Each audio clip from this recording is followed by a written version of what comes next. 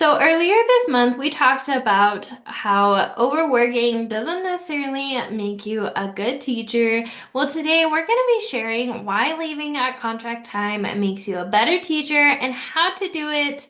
And here's the important part without feeling guilty. As someone who felt extremely guilty for spending time on myself instead of working when I started teaching, I know how important it is to have work-life balance without feeling like you're neglecting your students. And we're going to be diving into how I achieve that and how I've helped many other teachers that I coach achieve that as well. So with that being said, let's dive in. Hey, teacher bestie. My name's Helena, and I'm the creator of the Present Teacher Podcast. I'm a first-year teacher coach, and in this podcast, you are going to learn everything from simple, actionable classroom management, social emotional learning, and teacher wellness strategies. You know that impact you want to make in the classroom? Well, we're going to make it happen here.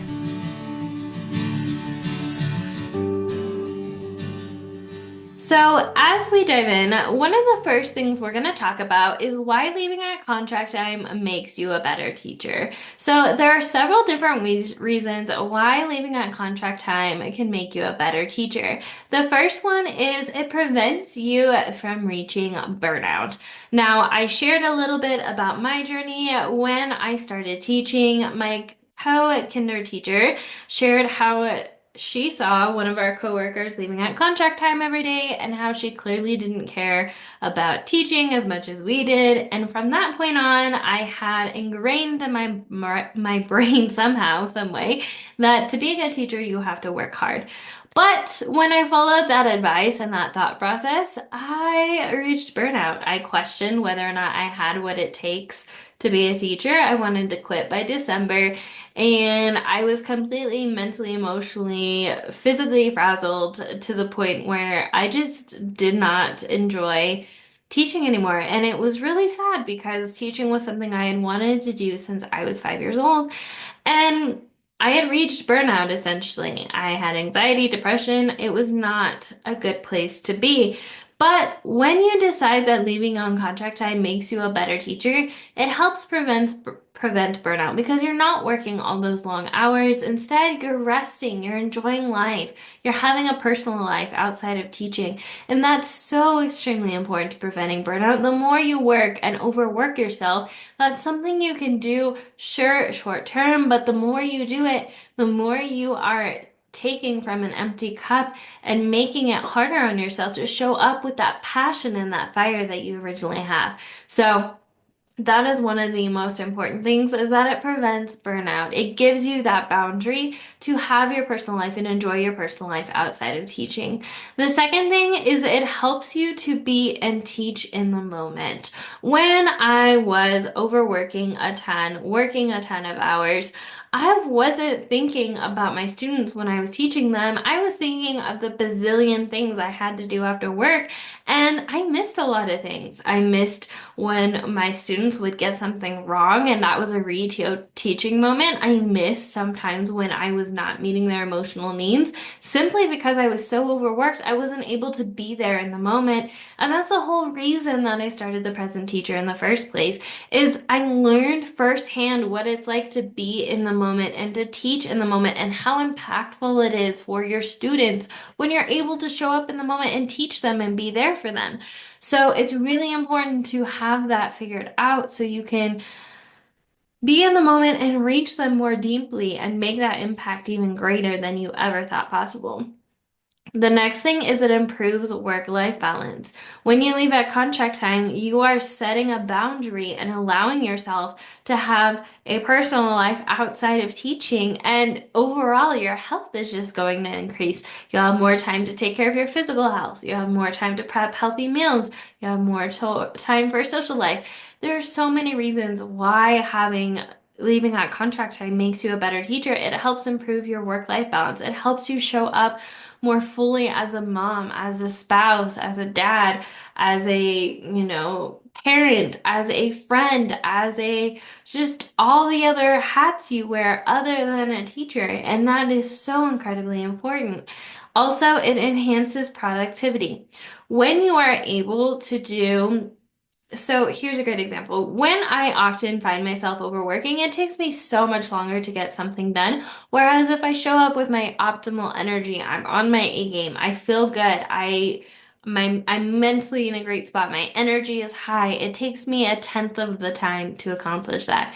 Back in the day when I was constantly overworking, lesson planning one day took me hours. Now, lesson planning a week takes me 45 minutes if that. When you're able to show up with your full energy and well rested, you're able to accomplish so much more in a shorter amount of time. So it helps you be more productive. You're focusing on the things that matter and you're taking out what doesn't, and you're really focusing heavily on those things that make the biggest impact, and you're leaving your extra time for those extra stuff that you might want to do as just fun or as, extra. So it helps enhance productivity. It helps you be more focused and have more impact by focusing on these short bursts of energy, on these short tasks, versus spending 2 to 3 hours accomplishing something. Another reason why leaving at contract time makes you a better teacher is it encourages strong boundaries. So not only are you modeling for your students, but you're also modeling for your family as well. And when you do that, it encourages a strong boundary.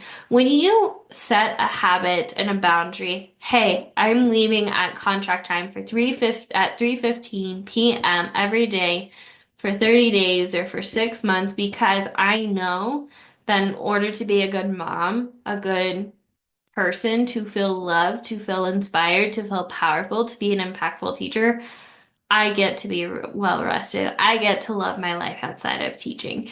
And so when you do that, you're encouraging strong boundaries. And guess who's picking up on those boundaries? Not just you. You're not just the one benefiting from them.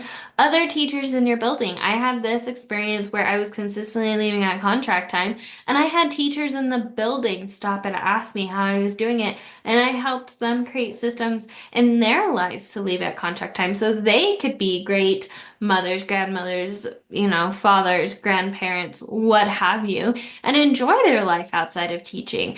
There's this whole idea that in order to be a good teacher, you have to work hours and hours, and that's simply not true. You can find a system that works for you and works with your personality, what matters truly to you, and your preferences on how you like to work, and make it so teaching gets to be easy. I know that's very controversial, but teaching gets to be fun. Teaching gets to be easy. You get to create your own schedule in a way that makes you feel inspired, empowered, and creative. So it encourages strong boundaries that allows you to be that teacher, to be that impactful teacher, to be that teacher who shows up and makes a difference every day, to be that teacher who meets her students where they are at and sees them for who they are and assures them they are enough because she already knows she's enough, who she is and what she does is enough. It also helps you be a good model for students. We talked about this earlier.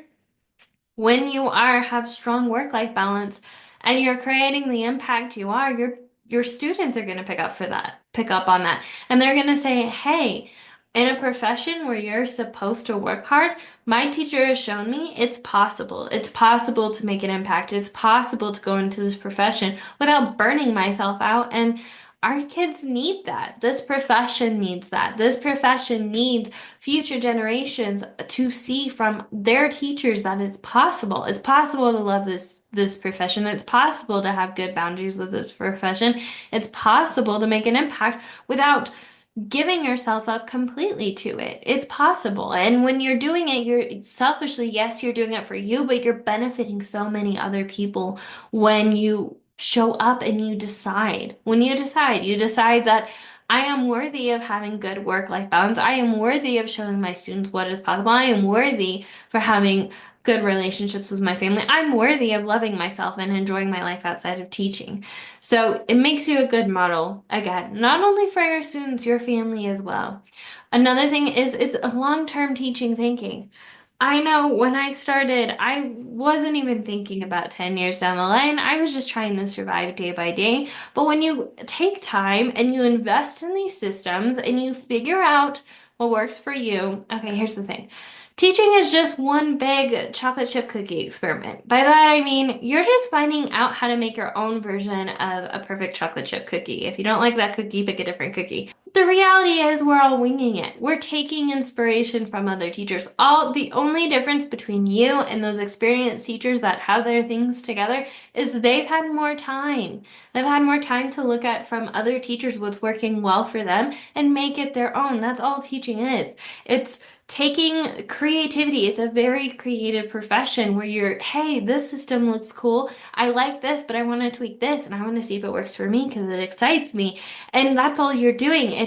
You're not failing. You can't mess it up. You can't remotely mess it up. All you can do is try things out and see if it works for you. And what works for me isn't guaranteed to work for you, but I can use what has worked for me as inspiration and inspire you to take some of these concepts I have, to take some of the concepts I've used with other teachers around the world that have hired me for coaching and to use them as inspiration of what's possible for you.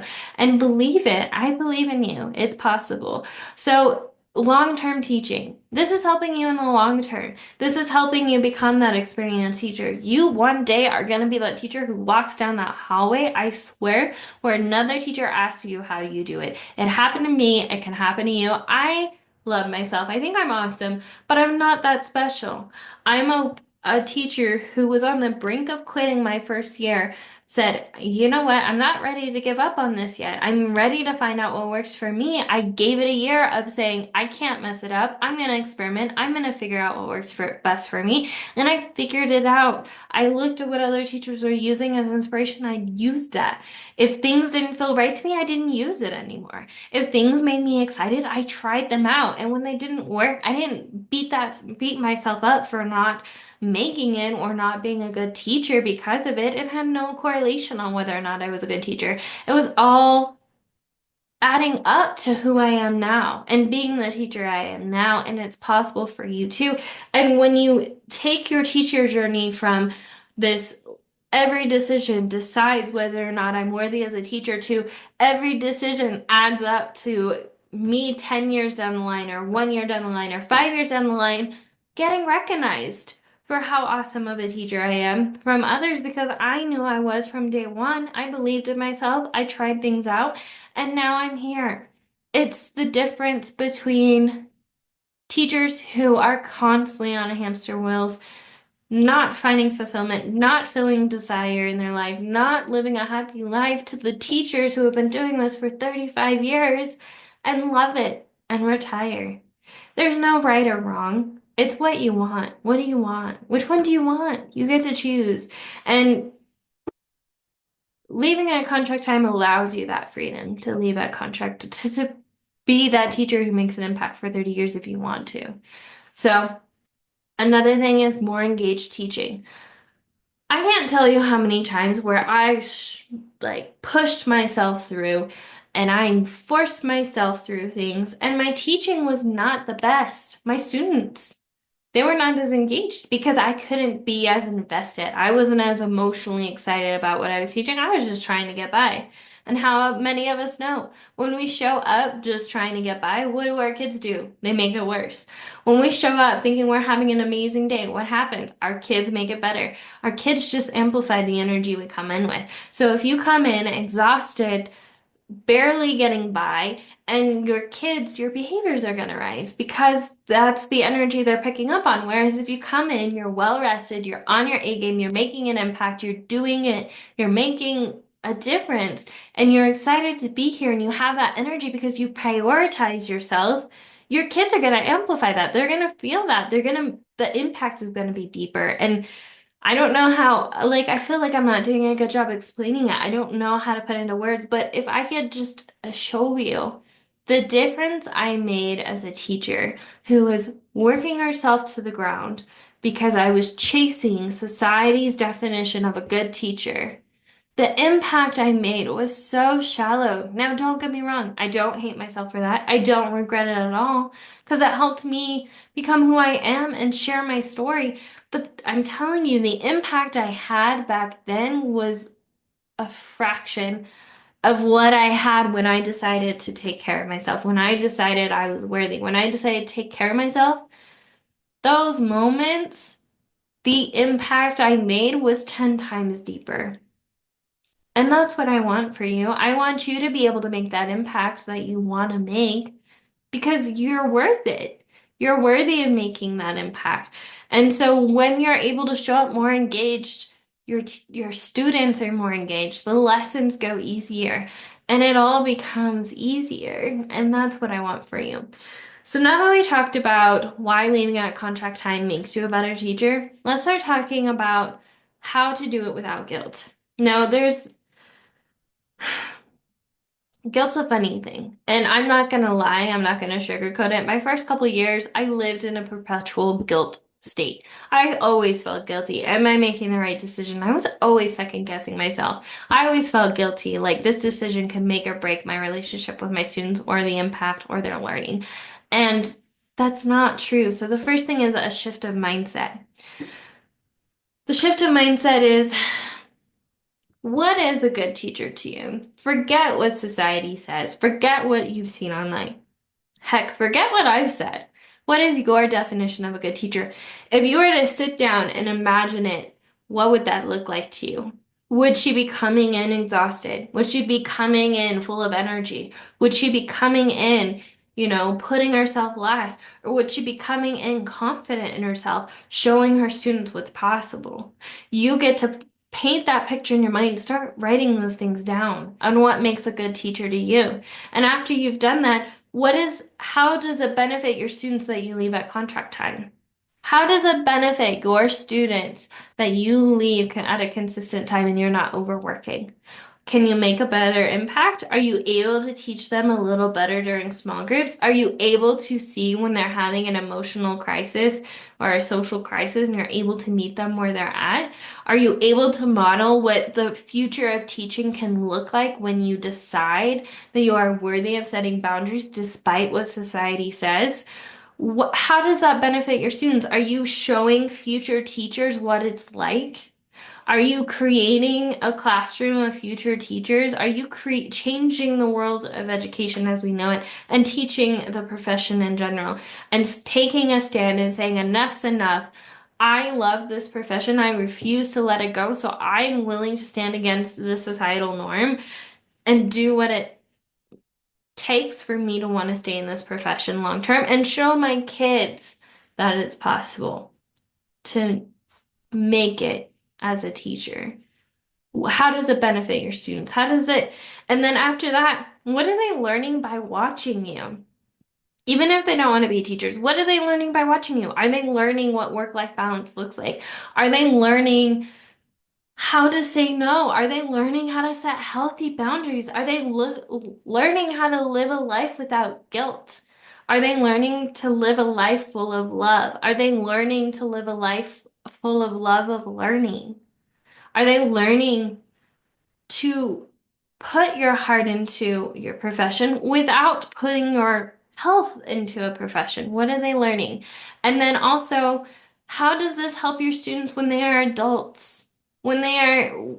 Kids learn so much, as you know, by just watching us be. A good example of this is I started realizing that I became overstimulated when too many friends were in my circle, in my bubble. And my old days, and I'm not ashamed to admit this because somebody needs to hear this, I would snap. I'd raise my voice. I would have a short fuse. And it wasn't who I wanted to be. And I realized that was a trigger of mine. So what did I do? When I started noticing that, I said, all right, friends, I'm going to take some breaths. And I modeled what breathing and regulating my emotions look like. And I reminded them to sit down and I told them why.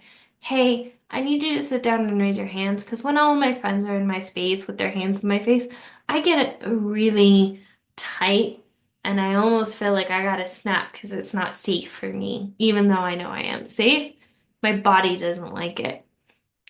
What did I notice? My kids were going out into the playground, noticing their triggers and regulating their emotions just by watching me. And who's not to say they're not learning the same with you? And who's not to say they're not incorporating those strategies when they're adults later? And then how does this help your students' future kids? How does this help them as parents? How does this help them with the boundaries they are showing their kids? And then how does it impact my students if I continue to overwork? What happens to my students if I continue to put myself last? What happens to my students when I put the name of teaching before the actual teaching of teaching? What does that mean to them? That means that what? That means that their needs aren't getting met. That means that what does that mean for them? That it's not possible to make it as a teacher. What does that mean? And then how does it impact my life if I create work-life balance? Are you able to be that mom you dreamed of? Are you able to be there for your future kids? Are you setting habits now that you're gonna need as a mother, as a father, as a spouse, as a husband or a wife or whatever, as a partner? Does it allow you the freedom to start a business, to make a greater impact outside of teaching? How does it impact your life if you create that work-life balance? Are you able to reach more people? Are you able to help your students more deeply? Are you able to lose those 10 pounds and live longer? How does it impact your life when you incorporate work-life balance? And then how does that impact your personal life?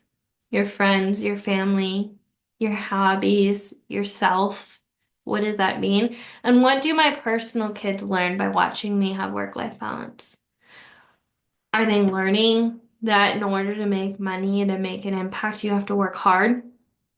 Or are they learning, I get to make money and make a living doing what I love, and I don't need to practically throw my health away and throw myself away to make that impact? So, after that, I recommend another way to get this going without feeling guilty is classroom running activities. I talked about this before, but CRAs. So in the business world, I'm going to make this brief. There's these things called IPAs, and they're income producing activities. The idea is you only focus on the main things that are going to make you an income in a business. Well, when I started learning about business, I started incorporating that into the classroom, not to make money, but to manage my time. Because as a teacher, instead of money being the currency, while yes, it is, time is a very important currency as a teacher. So I started looking at, I do 40, 50, 100 things during the day. What are the top 5 things I have to do? Or I will get fired as a teacher. I am not a teacher. Or I am just not, my classroom's gonna catch on fire. Maybe not literally, hopefully. So for me, that was lesson planning, prepping, communication, grading, and resting. Those were the 5 things I had to do weekly. So then I used systems. Came up with batching. Batching is doing like-minded tasks, and these are all things, by the way, I cover in the Present Teacher Circle. So if you want to see how I lesson plan, how I grade, how I prep, how I do all of that, definitely recommend checking out that community because I dive deep into everything. And again, strategies as inspiration, not what you have to do, but take the systems I use, run with it, tweak it, make it your own chocolate chip cookie recipe. So I started batching. I did like-minded tasks. Instead of having a to-do list of the same 20 things every single day to restart, I started focusing on one main thing. So Mondays, lesson, and I themed my days as I picked one focus a day. So Monday, lesson planning. Tuesdays was prepping. Wednesdays, communication. Thursdays, grading. Fridays, catch-up days. And again, I cover that more inside the Present Teacher Circle and in my new book I'm coming out with in the fall of this year. And if you're inside the community, you're getting a chapter each week of that book before it even comes out to the public. So you get a first look, you get a say on some things I'm going to ask feedback on, you get to see what the whole journey looks like, and you get a signed copy from me. So anyways, and then the next step is to set clear boundaries. What's the new habit? Why is it important? I will leave at 3 p.m. every work day because I am modeling to my own children and my own students what healthy boundaries look like. I will leave at 3:30 every weekday consistently for 2 months because I know it's important to my future kids that I'm going to be a present mom in the future. And then after you set those clear boundaries, the next step is to let go of perfection. You are harder on yourself than you need to be. I'm gonna say it again. I know younger me needed to hear this, young teacher me. You are harder on yourself than you need to be. Nothing has to be perfect. Obsessing on things that don't truly matter is not helping at all. Getting more efficient at the things that matter, that's what's important. That's what's going to make you a good teacher, in my opinion, versus making sure your bulletin board is perfect. So after you let go of the perfection, give yourself permission. When you've decided and you've gotten clear on what does a good teacher look like, and you've taken the definition from society and throw it out the window, and you're like, this is what a good teacher looks like, and you step into that, you give yourself permission to step into your version of the impactful, balanced teacher. Now, here's the thing. I don't think there's such thing, honestly, as complete balance, but I think there's a such thing as living a life we love. I might work a ton of hours in my business. That's okay until it's not healthy, until I'm forcing myself to do something. I can be a good teacher and love what I do and, spend a lot of passionate hours into it until it's something that I'm forcing myself to do because I feel like I have to. And so, what does that look like to you? What does that balance look like to you? I've decided this month and I'm sticking to it. I went from honestly working a ton of hours as a teacher to making teaching easy to then working a ton of hours in this community, in my company. And while yes, I love what I do online, I love it. But do I really need to spend 60 hours a week on it? Definitely not. So I decided I'm only working 2 hours a day. I'm figuring out my CRAs, my classroom running activities, my business running activities I get to do. And I get to do it in 2 hours a day because I'm not working like this for when I have future kids. And I'm setting that boundary. I've decided to step into that version where I make an impact in the classroom and an impact in this business, in this company. And I've decided I am consistently working 2 hours a day, weekday, on my business so that I can model to my future kids what starting a passion and doing something you're passionate about and having a good personal life and work-life balance looks like. And that's why I've decided to do this. What does that mean to you? Could it be 1 hour, 2 hour, 3 hours, 0 hours contract time? You get to decide that. But getting clear on what your definition is, I had to get clear on what does a successful teacher, CEO, and mother and spouse look like. And that's what I decided. She's not working every single second of the day. She works 2 hours a day, but those 2 hours are potent. She is working and she's on fire. She's decisive.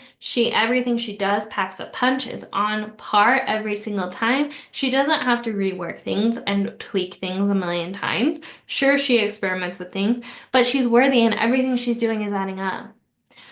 So, what does that mean to you? Give yourself permission to step into your version of the impactful, balanced teacher and your version of balanced. So, to wrap everything up, especially since the sun is in my eyes. So, overview. We talked about why leaving out contract time makes you a better teacher. We talked about how it prevents burnout. It helps you teach in the moment or be present. It helps improve work-life balance. It helps enhance productivity and it encourages strong boundaries. And it's also a good model for students on showing them what's possible.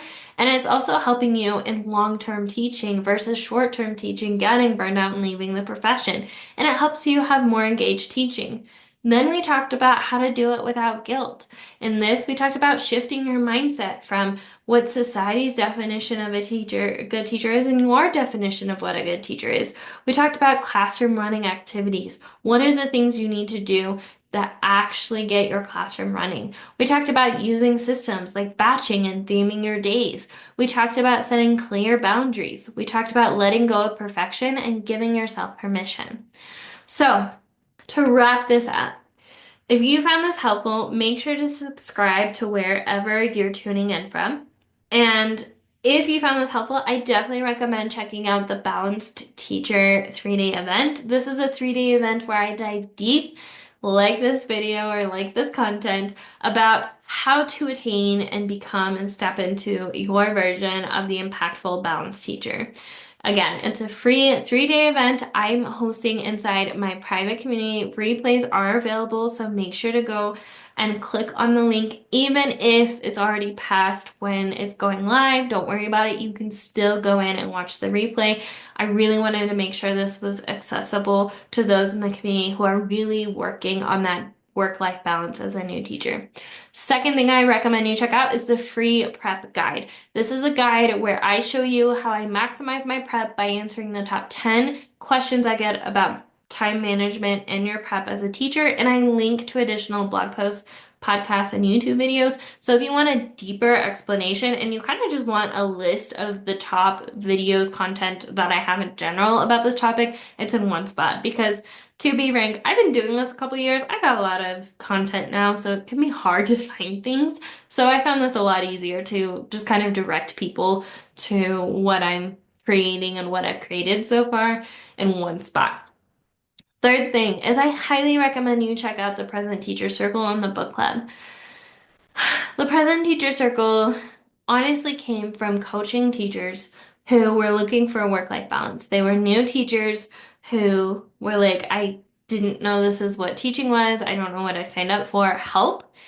And I realized as I was helping these teachers, we all start in different places. And I was thinking, how do I come up with a community, a training, a something, a resource that teachers can go to that'll meet them where they're at. And that's when I came up with this. This follows something called the Thriving Teacher Framework. It's my framework to being the impactful teacher.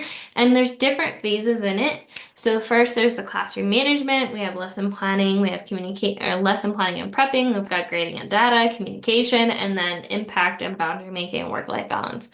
The thing is, you can already have some of these pieces of the framework completely packed down and don't need help with. But then how do I help you with where you're at without having 20, 30, 40 different resources for everybody? So that's why it's a very much choose your own adventure inside the community. You have access to 11 modules. You get to choose what you focus on first. Let's say in the next month you really want to focus on lesson planning. Go to that module, take all the strategies I use, figure out what works for best for you, and move on to the next thing you want to work on. And then what I love about this too is inside I have a book club. So in this year, I'm releasing my first book and I'm taking those inside the community along for the ride. I'm releasing a chapter a month so they can read the chapters before anyone else does. And I'm giving notes. What am I doing to write this book? Because frankly, I haven't written a book before, but I hired somebody to coach me on how to do this. So essentially, I'm giving you what I'm learning in my process, plus the training I'm receiving inside the community. And that's one of the bonuses inside. Plus, when I release this and I publish this, I'm giving a signed copy to you as long as you're a part of the community still as a thank you for being along the journey. So, super excited about this adventure that I decided to go on in this year and seeing how it turns out. So, if that's something you're interested in, you want to see, and the book's about, I'm very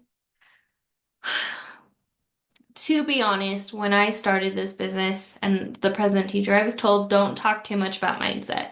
So I leaned into the practical. But then I realized with the practical, there was a lot of mindset.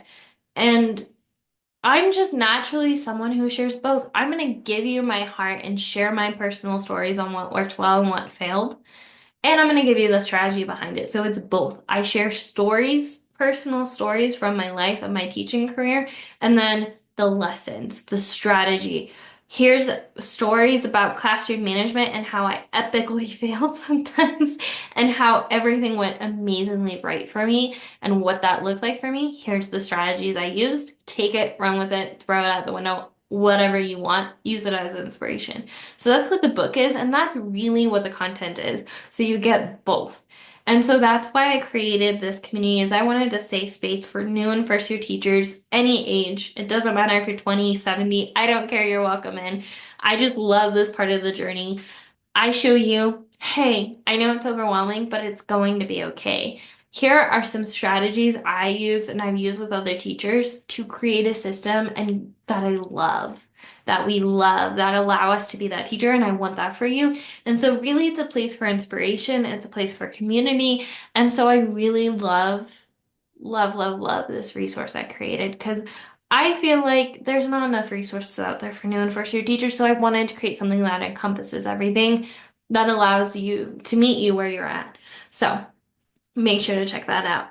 All right, that wraps up everything I have to say in regards to why leaving on contract time can make you a better teacher and how to do it guilt-free. Thank you so much for joining me. I would really appreciate it if you could subscribe wherever you're joining in and send me a DM or a message about how you thought about this. What do you think about this week's content? Let me know. I'm curious.